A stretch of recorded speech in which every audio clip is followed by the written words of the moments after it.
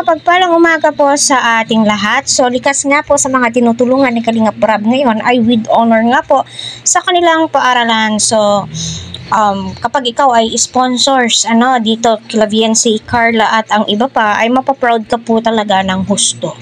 Dahil nga, kita po natin na nagsusumikap po silang mag-aral.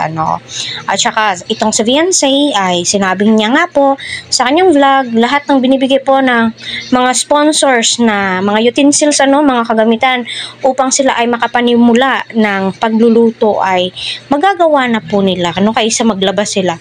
So ayan si VNC ay with honor nga din po daw sa kanilang paaralan. So alam naman po natin na matalino po talaga itong si VNC.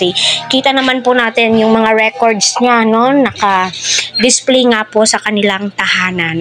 So deserve na deserve nga po ni VNC ang napakaraming biyaya dahil nga po sa buong Team Kalingap at mga good Samaritan na mga sponsors na andyan palagi nakasubaybay, nagbibigay ng mga allowance. Kita naman po talaga natin na hindi po sila pabaya. Alam po natin kung gaano nga po kasikat sila VNC at Carla ngayon dito sa social media.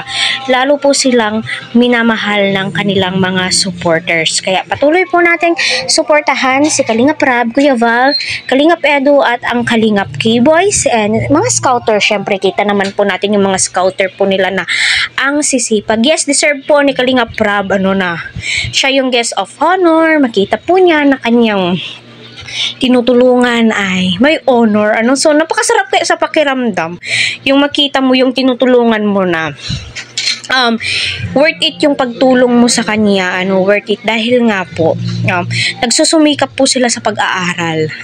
Kasi yung iba kapag may tulong na hindi na parang nasa isip na nila ay may tumutulong na sa amin, pero hindi. Mas lalo po silang ginaganahan sa pag-aaral. Kasi andyan may nagbibigay inspirasyon sa kanila, hindi na po mabigat na pasanin ng kanilang mga magulang. Yung pang araw-araw pong binibigay ng kanilang mga magulang ay pangbaon na lang din po ng ibang mga kapatid, pang konsumo po nila araw-araw. Parang gumaan po talaga ang pamumuhay nila VNC. Unang-una, congratulations nga po kay VNC kasi nga po with honor po siya, So matalinong bata at deserve na deserve po niya ang tulong ng buong Team Kalingap.